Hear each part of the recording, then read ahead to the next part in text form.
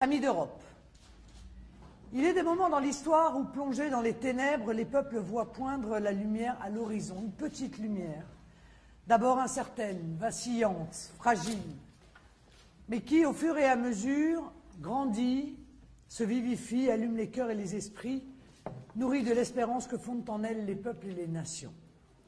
Nous sommes à l'un de ces moments de l'histoire. Les ténèbres ont envahi notre continent, nos chers et vieux pays. Ces ténèbres prennent la forme du chômage de masse, de la pauvreté, du délitement des identités nationales, de la désespérance et au final d'un cruel sentiment d'abandon. Des décennies de mensonges ont peu à peu transformé la belle idée européenne en un monstre froid, bouffi d'orgueil et de mépris pour les démocraties et les souverainetés. Un monstre tapi à Bruxelles, prêt à sacrifier les peuples, leur prospérité, leur culture, leur fierté et l'avenir de leurs enfants au nom de dogmes devenus année après année aussi sacrés que sont les dogmes religieux. Oui, chers amis d'Europe, on nous a souvent menti, on nous a souvent trompés. L'Union européenne est entraînée dans une dérive sans fin pour tenter de se sauver elle-même à tout prix. Dérive fédérale, financière et ultralibérale vers un projet sans frontières, sans nation et sans peuple. Un projet au bénéfice exclusif d'une petite minorité toujours plus restreinte. Enfin, et c'est le plus triste, un projet porté par ceux-là même qui ont reçu des peuples mandats pour les défendre et les protéger. Un projet porté en France indistinctement par la droite et par la gauche. La responsabilité de ces hommes politiques devant l'histoire est immense, et ils ne paieront probablement jamais la somme désastreuse de leur forfait. Mais un projet aujourd'hui aux abois, en voie d'affaiblissement, qui réagit par le durcissement et la violence parce qu'il sent qu'il est sur le point de terminer. On nous avait vendu la paix, et beaucoup ont cru au projet européen parce qu'il mettait fin à la guerre entre les peuples d'Europe. Belle idée, certes. Mais c'est désormais vers la haine, vers la guerre que nous conduit l'Union européenne en attisant les tensions, le ressentiment et les rancœurs entre nations. Dans sa chute, cette Union européenne a déjà entraîné trop de nos pays. La Grèce, le Portugal, l'Irlande, Chypre, l'Espagne, l'Italie. D'autres nations sont en train de sombrer. Demain, la Slovénie s'écroulera. La mienne, la France, prend maintenant la voie empruntée par les premières. Elle les rattrape à grands pas sur ce chemin de la nuit des peuples. Partout, une forme d'esclavage ressurgit à travers les terrifiantes politiques d'hyper-austérité. Elle saigne les peuples sans but ni résultat.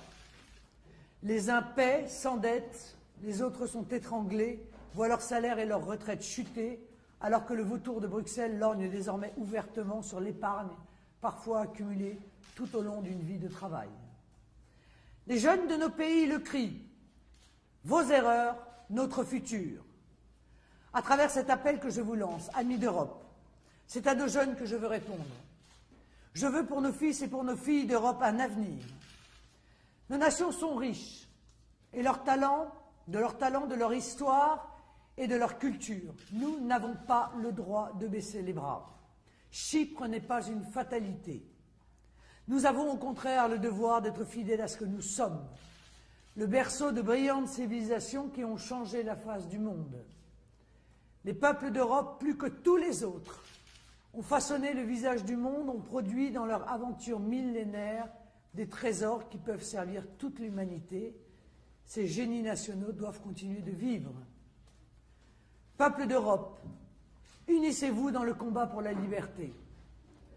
J'ai solennellement demandé au président de la République française un référendum en janvier 2014 sur la fin de l'Union européenne par la sortie de la France. Portez le même message dans vos pays. Bousculez vos gouvernements. Bousculez l'oligarchie bruxelloise. Ne laissez pas les ennemis des peuples seuls maîtres du jeu. En tant que peuple, vous êtes les seuls souverains. N'oubliez jamais cela. Tout tient de vous, tout doit naître de votre volonté. La raison doit triompher des ténèbres de l'idéologie mortifère de l'Union européenne. Elle imposera la réalité de ce que sont les nations souveraines, libres et amies. Elle remettra les peuples au centre du jeu par le retour de la démocratie véritable. Elle permettra un monde plus juste, un monde meilleur, où le petit ne sera pas forcément écrasé par le gros, où l'immigration ne sera pas utilisée pour faire baisser les salaires, où la banque ne sera plus le monarque absolu de droit divin. Peuple d'Europe, demandez partout dans vos nations des référendums sur l'Union européenne. Détournez-vous de tous ceux qui ont une responsabilité dans cette construction européenne totalitaire.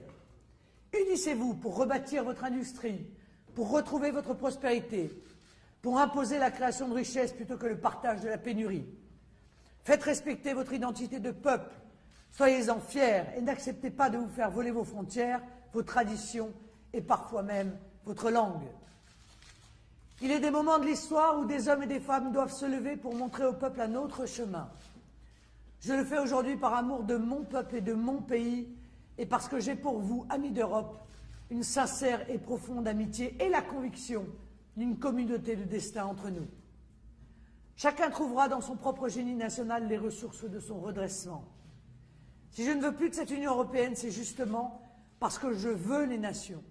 Je veux l'Italie, je veux l'Espagne, je veux l'Allemagne, je veux la Suède, je veux le Portugal, je veux la Pologne, je veux toutes les nations, je veux la France et je veux un avenir pour chaque peuple. Je multiplierai donc les initiatives dans les mois qui viennent afin de porter dans les différents pays européens cet espoir de changement et rencontrer les acteurs susceptibles de participer à la reconstruction nécessaire d'un avenir européen.